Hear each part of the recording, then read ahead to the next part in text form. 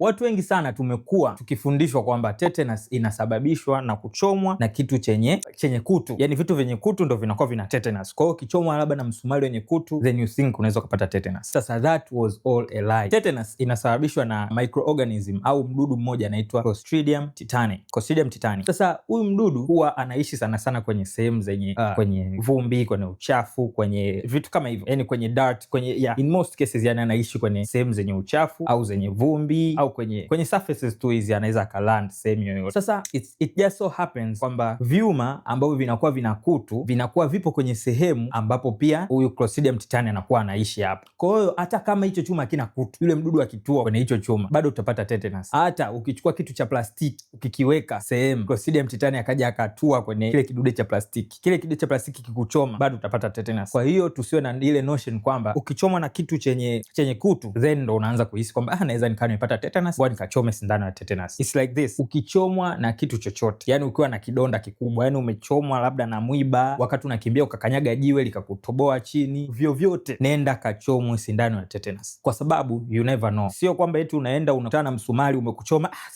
sema huwa una kutu utakuwa una tetanus.